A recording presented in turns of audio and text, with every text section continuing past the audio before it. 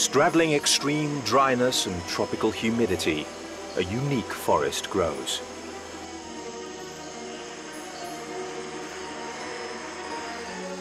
Within this mix, the alchemy between moisture and heat gives rise to a particular and gigantic ecosystem where trees are the protagonists.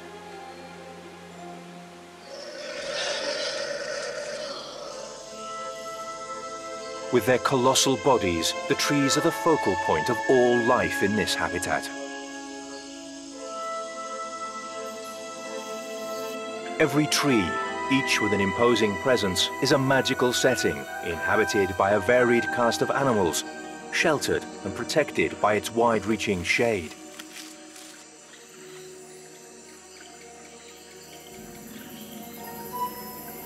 Climbing among its strong branches, feeding on its sweet fruits, surviving as part of a complex set of relationships with the forest and its trees at their heart.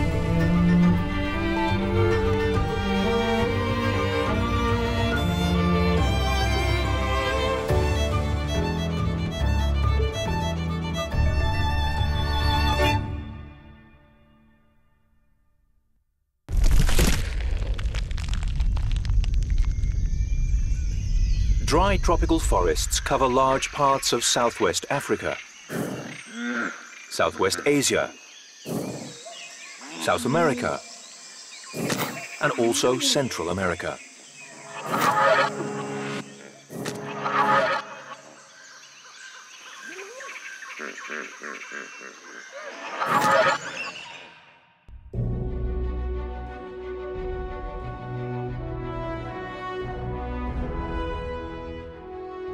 The dry forests of Central America are a wide-ranging ecoregion, stretching from the south of Mexico to the north of Costa Rica, which is where the most vigorous example of this habitat survives. The Pacific Ocean provides the western border of the tropical dry forest, which reaches right up to the shoreline. Near the coast, fog keeps the forest wet and helps it endure the endless dry season.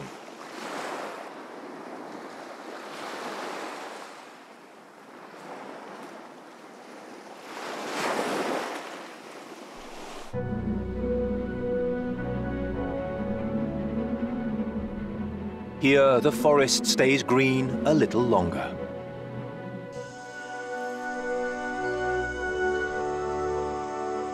This mixed territory, where sea breezes blow through dense undergrowth, is ideal for the coati. Coatis live in warm ecosystems that allow them to employ their skills as magnificent opportunists.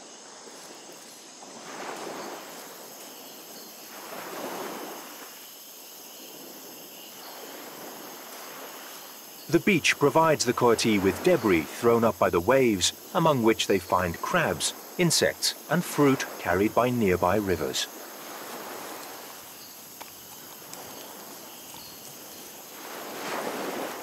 Coatis are very agile. They can dig, run at high speed, and climb trees in search of food or simply to relax.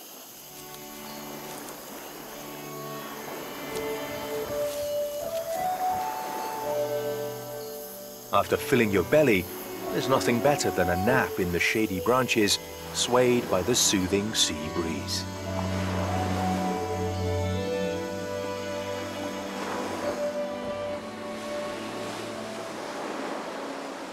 The coati's small kingdom is just one tiny part of a much broader ecosystem.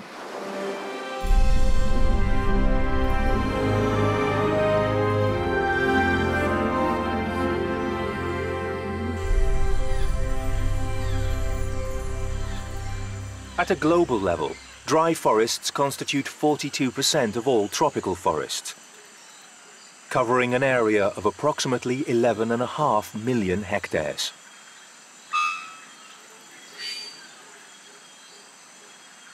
Despite their considerable size and the great diversity of beings that live within them, they are little known in comparison with the neighboring rainforests.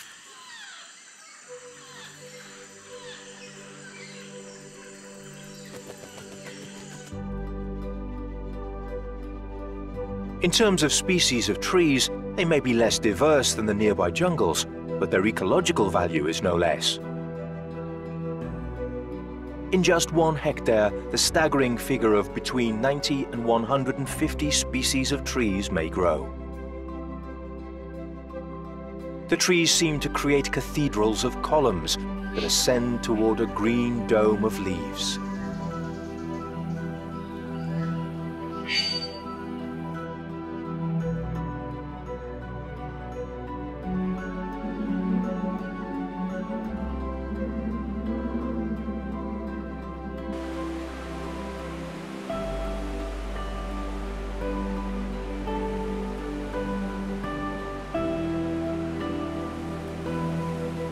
The dry forests house birds, reptiles and all types of creatures adapted to their harsh environment conditions, where there is very little rainfall for large parts of the year.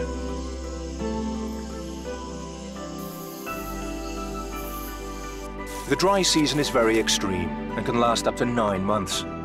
All the plants and animals that live here have learned to withstand its rigors.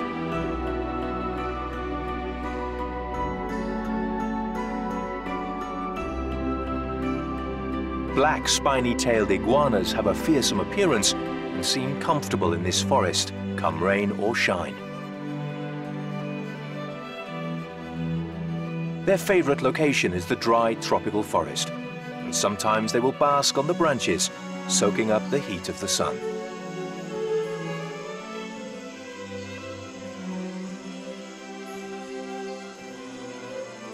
At other times, the iguanas seek out the tender shoots of plants in the shade.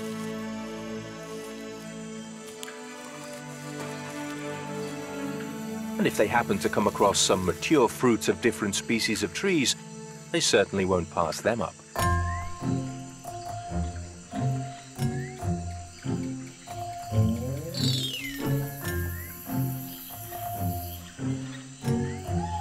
Adults have a wide-ranging vegetarian diet, while younger iguanas enrich their intake with insects.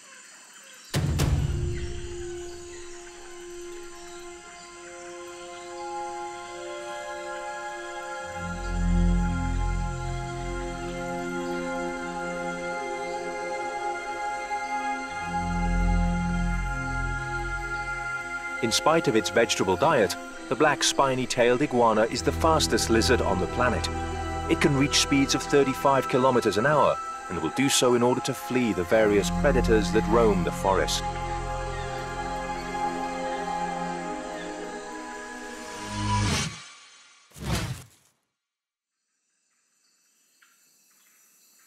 The greater grison is a very active predator, one of the family of weasels that inhabits the American tropical forests, making use of fallen logs as a home.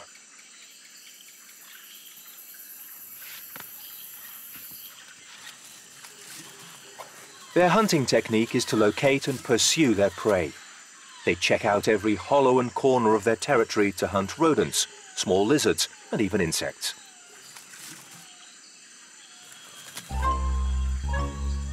Even young iguanas may end up being their victim. In their turn, grisons and iguanas of all sizes may become prey of the most widespread carnivore of the American continent, the mountain lion, cougar, or puma.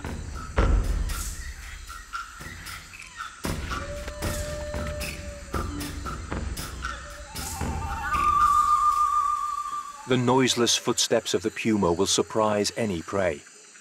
So in this forest, no one lowers their guard for even an instant.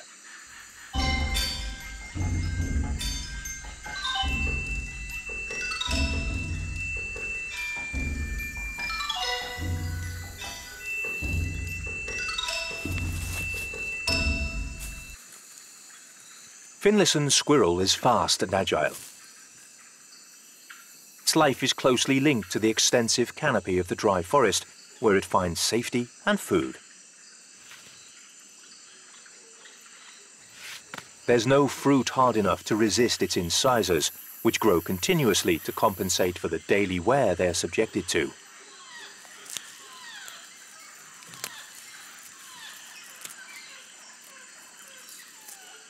This squirrel lives only in the jungles and forests of Central America, sharing part of its territory with the white-throated magpie jay.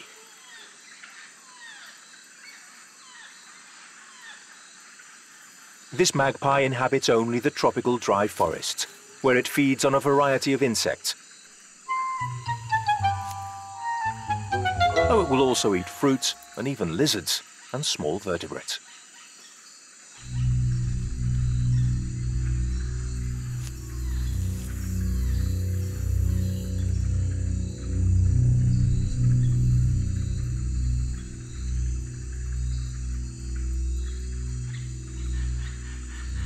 When threatened by a predator, white-throated magpie jays group together and emit harsh cries that warn the other forest animals.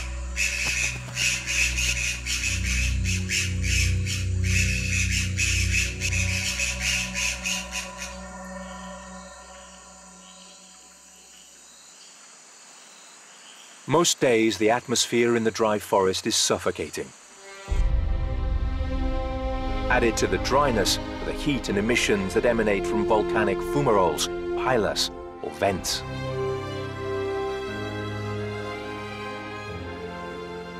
These phenomena are evidence of a living and unstable planet that extends under a large part of Central America.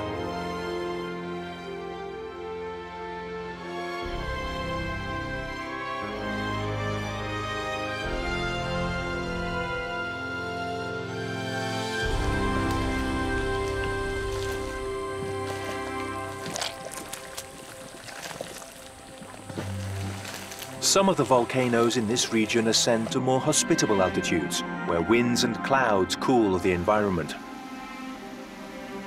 There, the dry forest becomes more humid, forming a transitional ecological zone. This is an ideal place for the bare-throated bellbird, which from the top of the canopy sings its strange song.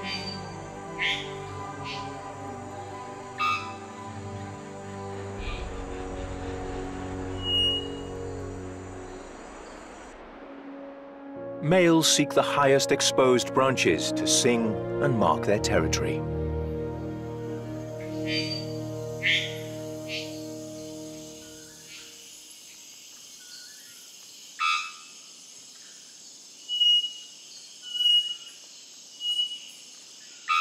Apart from the strange sound they make to announce themselves, they also open their bills very widely, and their three hanging wattles quiver when they sing. The cavernous black of the inside of their mouths contrasts with the immaculate white of their head and neck.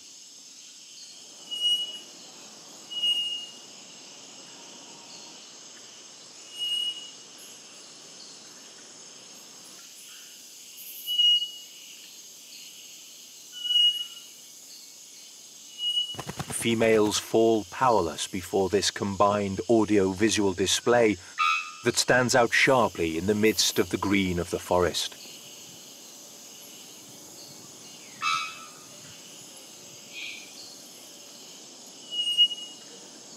This deployment of sound and image also attracts the attention of howler monkeys.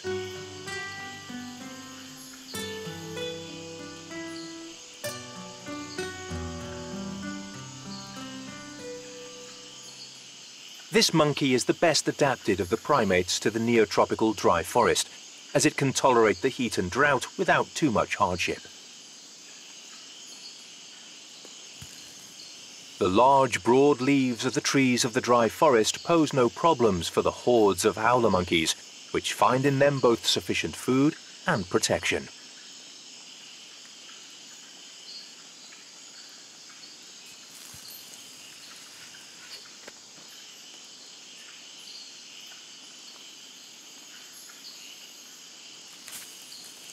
Their diet consists of the tenderest leaves, which contain more protein and fewer poisonous alkaloids.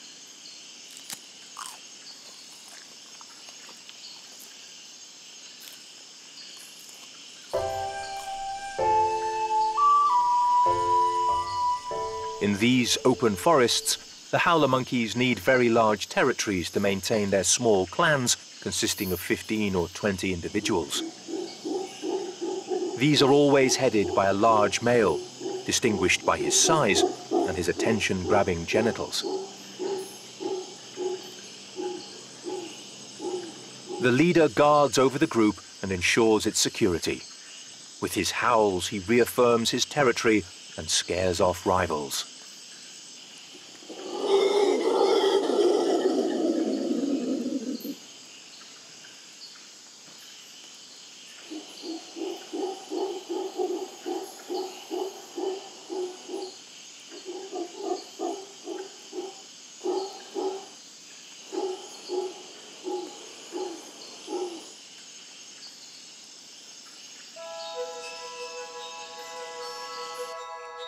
The small snakes that patrol the lower strata of the forest pose no risk to the howler monkeys, but they do for their smaller neighbors.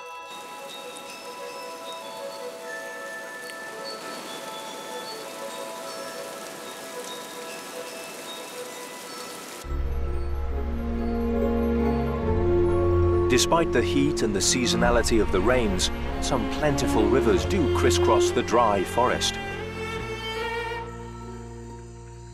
In these more humid zones, the trees are bigger and the fauna is more diverse and includes amphibians. These are also places conducive to the survival of the descriptively named road garter. This versatile snake is a great hunter of small vertebrates, so lizards and frogs must be very attentive. Some flee immediately. The best tactic is to put some distance between yourself and your hunter. Another tactic, however, as this frog demonstrates, is camouflage. Its mimetic skin makes it look like a small clump of sand.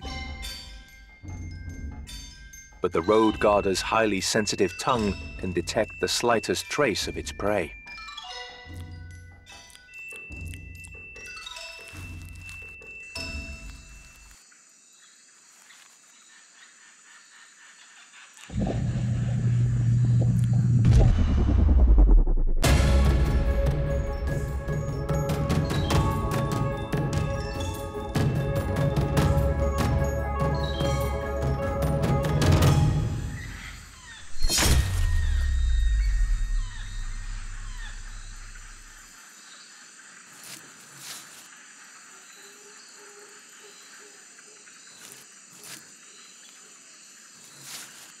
For all its vigorous kicks and struggles, the frog's fate is sealed. The snake has no intention of letting its lunch escape.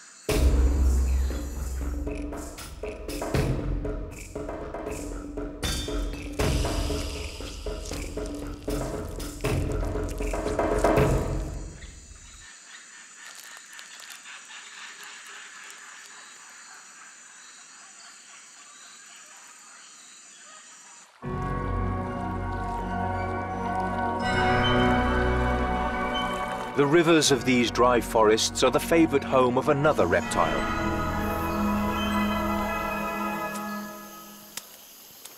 Large crocodiles sunbathe on the riverbanks, far from the frequent rains of the jungles.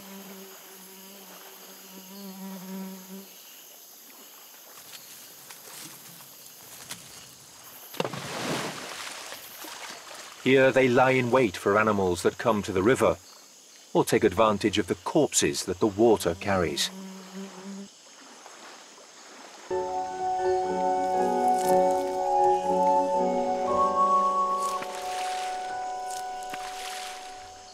Any remains that the river brings become highly disputed booty.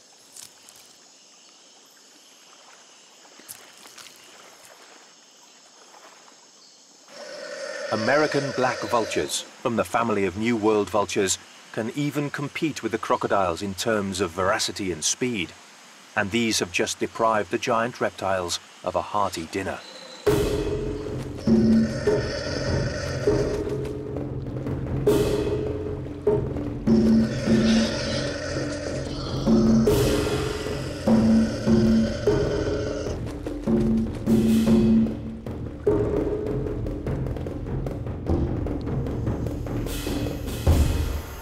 Vultures are experts in quickly locating and eliminating all types of organic debris. In a matter of moments, dozens will blow in like a hurricane to devour fish and other small vertebrates.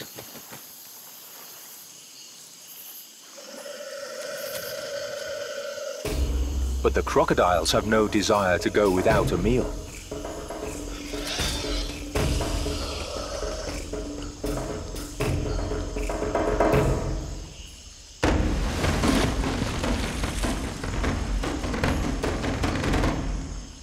A second's lack of attention has cost this vulture dearly. And today, instead of fish, the crocodile will eat fowl. It seems that everyone has found food except the puma.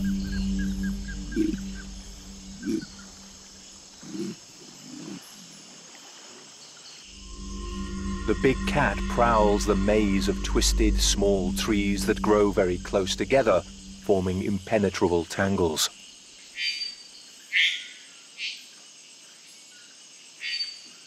In this dense, thorny undergrowth, peccaries and deer. The puma's preferred prey, hide.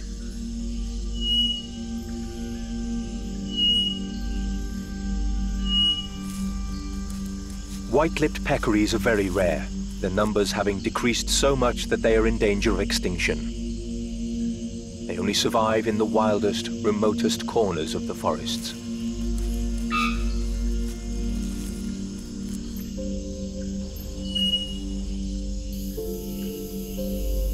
Like its white-faced relative, the much more common collared peccary must be careful in this forest, where it's easy to hide, but also easy to fall into an ambush.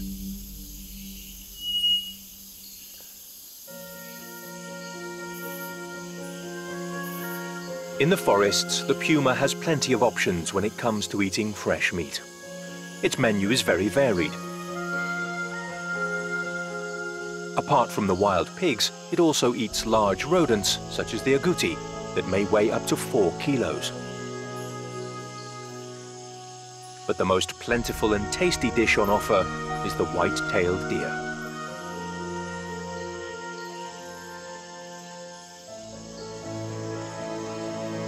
White-tailed deer form small groups within the dry forests, roaming among the undergrowth, nibbling shoots, grasses and small fruit. Always on alert. And for good reason.